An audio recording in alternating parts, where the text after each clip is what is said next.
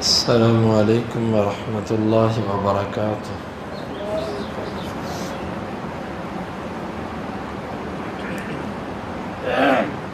الحمد للہ والصلاة والسلام علی رسول اللہ، اما بعد۔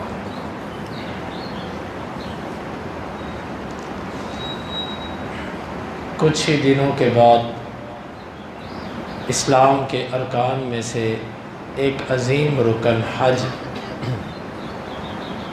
اس کا آغاز ہونے والا ہے۔ یہ حج کب شروع ہوا؟ ایک تاریخ ہے۔ وہ ابتدا اللہ تعالیٰ نے اپنے خلیل ابراہیم علیہ السلام سے کروائی۔ ابراہیم علیہ السلام کی زندگی عجیب زندگی ہے۔ تمام نبیوں میں سے منفرد ابراہیم علیہ السلام ہے۔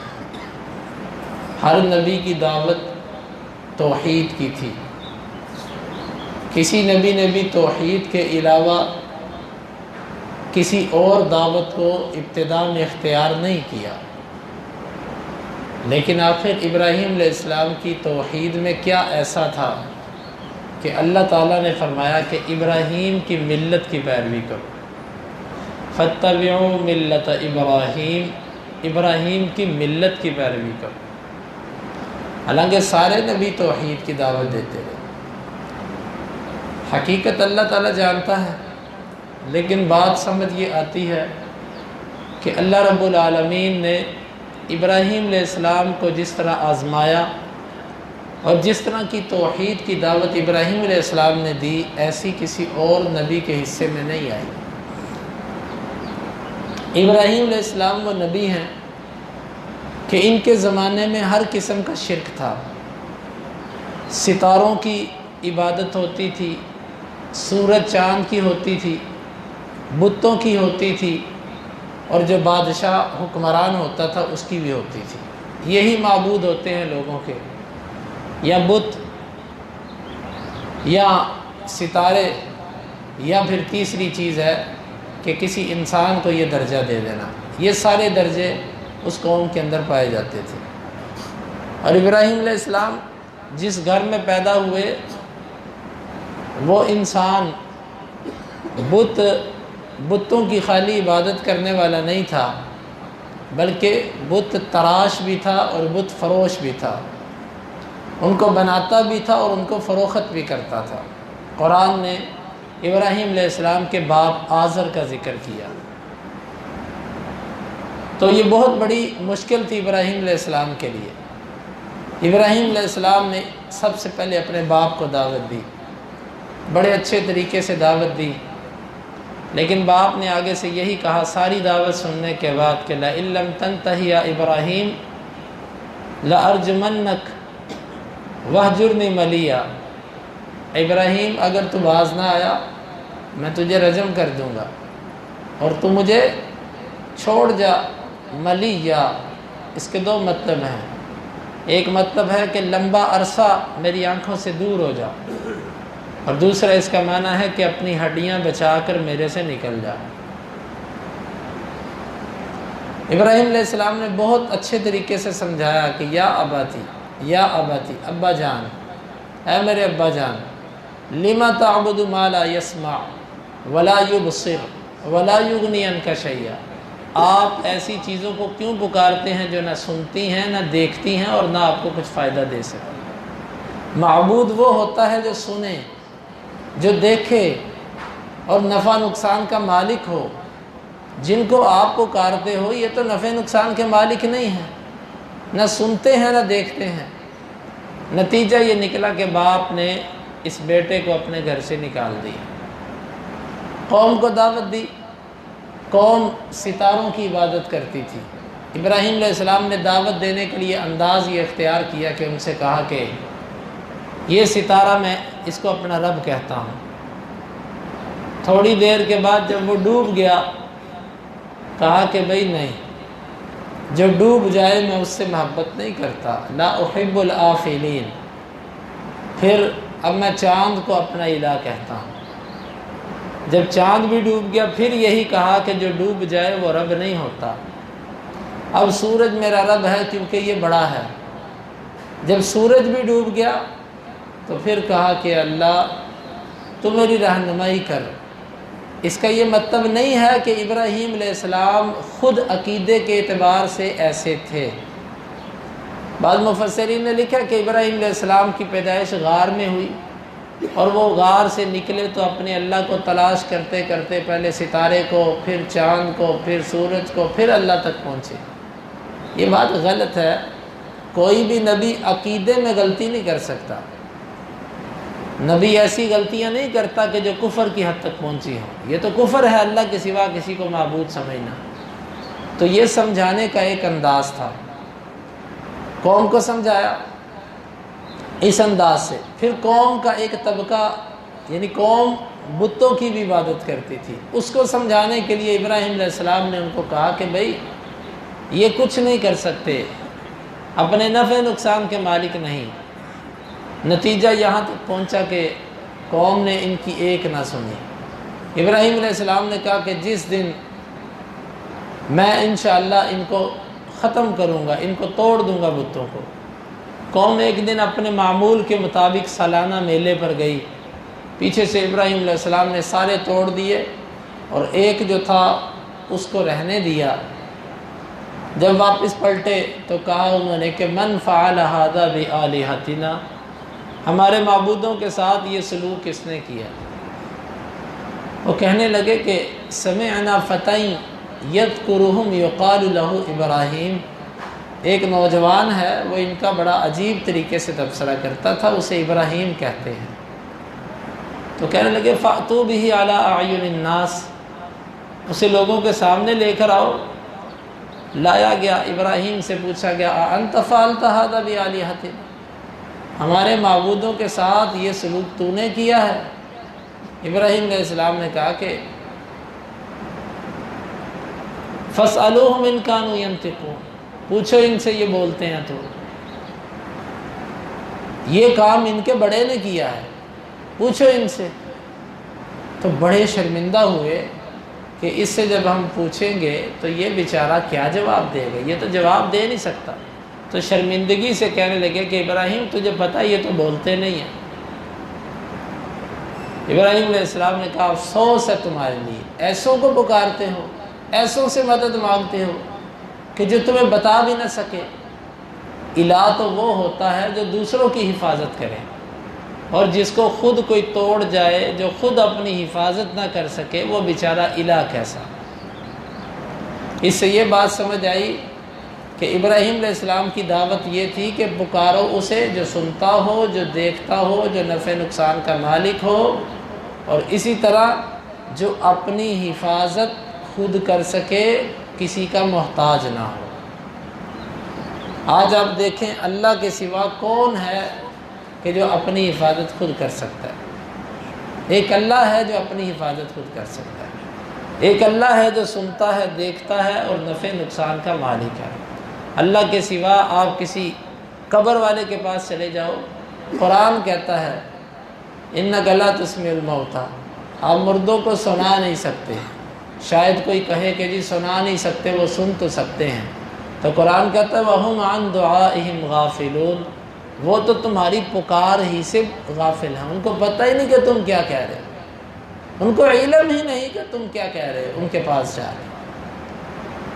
میرے بھائیو، یہ قبروں والے بزرگ اگر وہ نیک ہیں تو اللہ کی جنتوں میں ہیں، اگر وہ ایسے نہیں تو وہ وہاں ہیں جہاں اللہ کو منظور، لیکن یہ سن نہیں سکتے۔ قرآن کہتا ہے وَلَوْ سَمِعُوا بفرض محال، لو کلمہ استعمال کیا، بفرض محال اگر وہ سن بھی لیں تو وہ کبھی بھی تمہاری پکار کی اجابت نہیں کر سکتے، تمہیں جواب نہیں دے سکتے۔ یہ نہ سنتے ہیں نہ دیکھتے ہیں اور نہ کسی قسم کے نفع نقصان کے مالک ہیں، ایک اللہ ہے جو یہ سب کچھ کرتا ہے۔ تو ابراہیم علیہ السلام نے کہا کہ بھئی پوچھو ان سے، تو وہ بیچارے اپنے بدنوں کی حفاظت نہ کر سکے۔ آج آپ دیکھیں اللہ تعالیٰ ہی ہے جو جس تک کوئی پہنچ بھی نہیں سکتا، جبکہ دنیا کے جتنے معبود ہیں ان پر پہرے لگے ہوئے ہیں، باڈی گارڈ کھڑے ہیں، وہاں پر دھماکہ ہو جائے پوچھا جاتا ہے یہ کس نے کیا؟ تو بھائی ان سے پوچھو جا کے، قبر والے سے، جس کی آپ عبادت کرتے ہو، جس سے مانگتے ہو، اس سے جا کے پوچھو دھماکہ کس نے کیا، وہ تمہیں اپنی غیبی ویڈیو فراہم کرے جو اس نے بنائی ہے۔ اللہ اکبر۔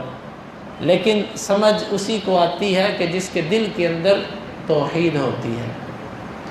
آگے سے ابراہیم علیہ السلام کے ان دندان شکن جوابات کو سننے کے بعد کہنے لگے حرقوا وانصروا آلہتکم، زیادہ کہنے لگے کہ اس کو جلا دو اور اپنے معبودوں کی مدد کرو۔ آپ دیکھیے کہ جو بیچارہ خود مدد کا محتاج ہو، کیا وہ معبود ہو سکتا ہے؟ اب آپ سمجھیے گا، جو نیک آدمی جو فوت ہو گیا، جب وہ فوت ہوا وہ بیچارہ اپنے کپڑے نہیں اتار سکا، کپڑے آپ نے پھاڑے، وہ خود نہا نہیں سکا، آپ نے اس کو غسل دیا، اس کے جسم کے ایک ایک عضو کو ہاتھ لگایا آپ نے، وہ بیچارہ کفن نہ پہن سکا، آپ نے کفن اس کو پہنایا، وہ خود چل کے قبرستان نہ جا سکا، آپ نے اس کی چارپائی کندھوں پر اٹھائی، پھر آپ نے آگے رکھ کر اس کی بخشش کے لیے دعا کی اللہ اس کو بخش دے، پھر قبر میں جا کے اس کو قبر میں اتارا، وہ خود نہیں گیا، پھر مٹی ڈالی اس نے نہیں ڈالی، پھر آپ نے اس کی بخشش کے لیے دعا کی کہ اللہ اس کو عذاب قبر سے محفوظ فرما، اور بعد میں وہ مشکل کشا بن گیا، بعد میں وہ داتا بن گیا، وہ غوث بن گیا، وہ بگڑی بنانے والا بن گیا، وہ اپنی مشکلات تو ٹال نہ سکا، اپنی بگڑی تو بنا نہ سکا، تمہاری بگڑیاں بنائے گا؟ اللہ اکبر۔ اللہ کی قسم توحید بڑی آسان ہے، لیکن اگر اللہ نے عقل دی ہو۔ ابراہیم علیہ السلام نے کہا کہ پوچھو ان سے، وہ کہنے لگے اپنے معبودوں کی مدد کرو۔ آج بھی یہی ہے کہ اپنے معبودوں کی مدد کرو۔ خیر، آگ جلائی گئی، اللہ اکبر۔ ذرا تصور، کہانی سننے تک نہ رہیں کہ یہ کہانی ہے ابراہیم کی، ذرا تصور میں جا کے دیکھیں کہ ابراہیم اکیلا ہے، پوری دنیا ایک طرف ہے، پوری روئے زمین پر اللہ کا نام لینے والا ابراہیم کے سوا کوئی نہیں ہے، اور یہ سب کی سب قوم نے آگ جلائی اور ابراہیم کو مجرم بنا کر لایا گیا اور کہا گیا کہ ابراہیم کو پھینک دو آگ کے اندر۔ کیا منظر ہوگا، کیا کیفیت ہوگی؟ ابراہیم علیہ السلام نے اس وقت کیا دعا پڑھی؟ حسبی اللہ و نعم الوکیل، نعم المولا و نعم النصیر۔ اتنی طاقتور دعا، مجھے میرا اللہ کافی ہے، کسی اور کی ضرورت نہیں ہے۔ کیوں؟ نعم الوکیل، وہ بڑی اچھی وکالت کرتا ہے، جس کا وہ وکیل بن جائے وہ کبھی مقدمہ نہیں ہارتا۔ بڑا اچھا وکیل ہے میرا، کہتے ہیں کہ اچھا سا وکیل کرو، پیسے لگاؤ، پھر تم کیس جیتو گے۔ ابراہیم نے کہا میرا اللہ بہت اچھا وکیل ہے، نعم المولا۔ اور خالی وکیل نہیں ہے، وکیل بعض دفعہ صرف پیسے لینے والے ہوتے ہیں، نعم المولا، بڑا اچھا دوست بھی ہے، اور خالی دوست بھی نہیں ہے، کیونکہ بعض دفعہ بندہ دوست ہوتا ہے لیکن کر کچھ نہیں سکتا، بے بس ہوتا ہے، ونعم النصیر، اور بڑا اچھا مددگار بھی ہے۔ میرا اللہ میرا وکیل، میرا دوست، میرا مددگار، مجھے بچائے گا۔ پھر اللہ نے کیسا بچایا؟ اللہ تعالیٰ نے فرمایا اے آگ تو ٹھنڈی ہو جائے۔ یہاں سے انشاءاللہ یقین ہے آج بھی جو ابراہیم کی طرح توحید کی دعوت دے گا نا، اسے جو تکالیف آئیں گی اللہ ان تکالیف کو اس کے لیے اتنا ہی آسان کر دے گا جتنا اللہ نے آگ کو ابراہیم کے لیے کیا۔ میری بات کا مطلب یہ نہیں ہے کہ اس کے لیے بھی آگ ٹھنڈی ہو جائے گی، بلکہ میری بات کا مقصد یہ ہے کہ تکلیف ہوگی، لیکن اللہ اس کے لیے اتنی چھوٹی کر دے گا اس کو محسوس ہی نہیں ہوگی۔ جس طرح آتا ہے نا کہ شہید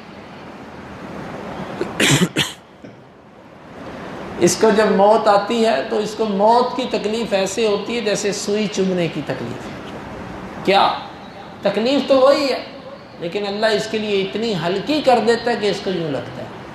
جو اللہ کی توحید کی دعوت دیتا ہے آج بھی، اس کو لوگ ماریں پیٹیں تانے دیں تکالیف پہنچائیں، اس کے لیے اللہ یہ تکالیف ایسے کر دیتا ہے کہ جیسے انتہائی آسان۔ یہ توحید کی برکت ہے۔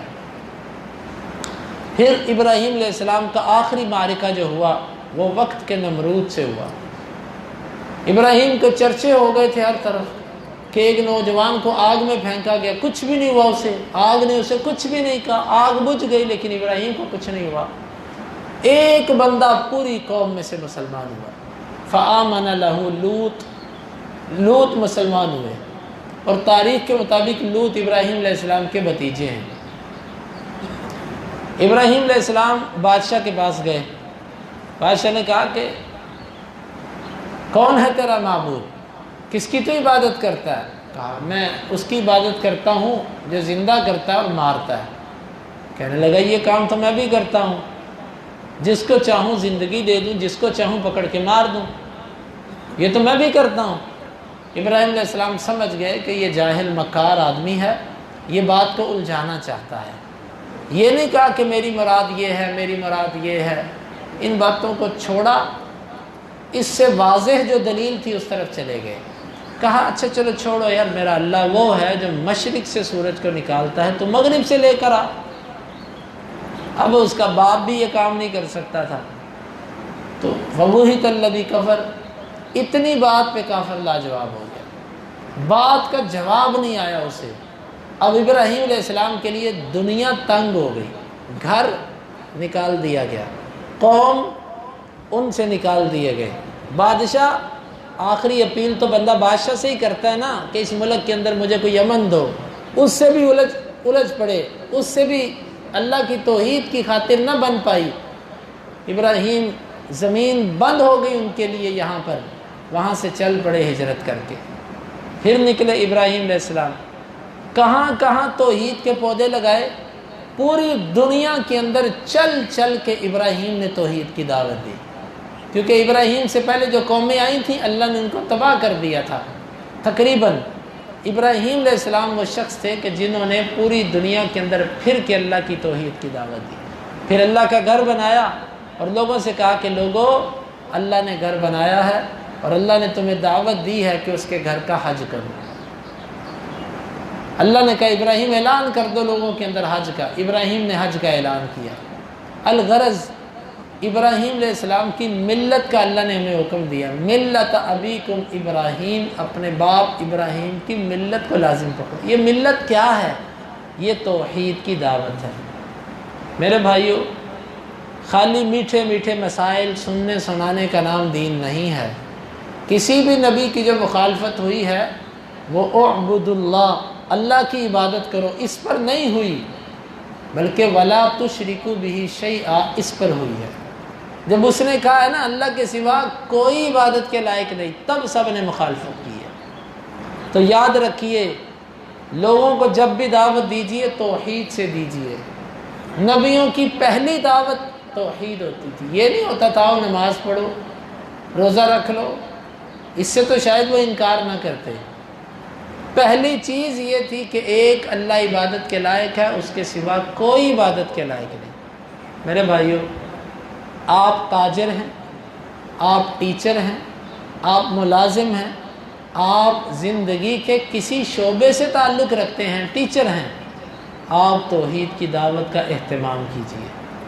آپ سے اگر اللہ تعالیٰ پوچھے کہ میری توحید کی دعوت تو نے کتنی دی لوگوں کو، اس کا جواب ہمارے پاس ہونا چاہیے کہ اللہ میں نے توحید کی دعوت دی ہے تیری۔